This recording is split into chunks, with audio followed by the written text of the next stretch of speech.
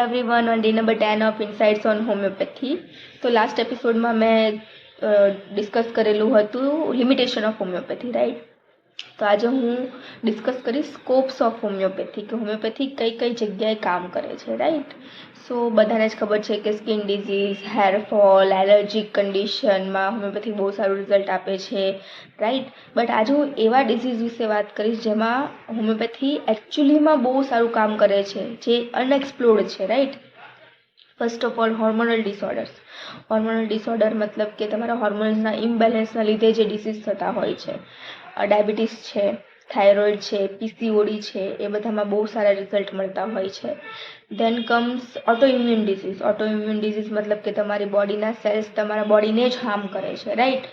એમાં આવશે સોરિયાસિસ, એસએલઈ, વિટિલિગો, કોઢ જેને કહીએ, આર્થરાઇટિસ.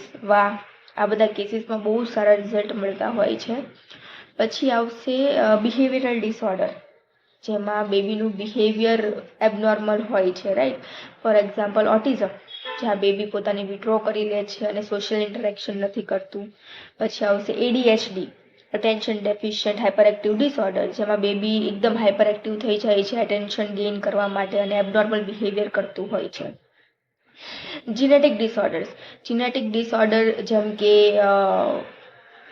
ડાઉન સિન્ડ્રોમ છે, સિસ્ટિક ફાઇબ્રોસિસ છે, સિકલ સેલ એનિમિયા છે, થેલેસીમિયા છે, જેમાં જીનેટિકલી જ જ્યારે બેબી બોર્ન થયું એ પહેલાં જ તે મધરના પેટમાં જ તેના રંગસૂત્રોમાં ચેન્જીસ આવે છે and then baby abnormal Born થાય છે, રાઈટ? તો હોમિયોપેથી બહુ જ સારું રિઝલ્ટ આપે છે આ બધા કેસીસમાં. યસ, ઘણા બધા લોકો કહેશે કે આ બધા કેસીસમાં ક્યોર નથી actually, but I would suggest કે એકવાર ખાલી અગર તમારે રિઝલ્ટ જોવા હોય ને, તો we conduct camps. Hope for હોપલેસના કેમ્પ્સ હોય છે, જે અમારા ફાઉન્ડર ડૉક્ટર પ્રફુલ વિજયકરે સ્ટાર્ટ કરેલા હતા.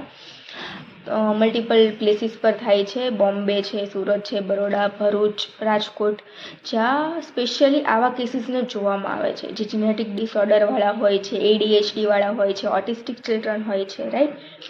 બહુ જ બ્યુટિફુલ રિઝલ્ટ મળે છે. Mostly 90% of the cases are in positive followup. Positive followup હોય છે, એ લોકોનું બેબીનું બિહેવિયર ચેન્જ થાય છે, એબનોર્મલ બિહેવિયરમાંથી નોર્મલ બિહેવિયરમાં બેબી એક્ટ કરતું હોય છે, એમના માઇલસ્ટોન અચીવ થતા હોય છે, right? So yes, these are endless scopes of homeopathy. It is not limited to only skin conditions or allergic condition, right? Thank you so much.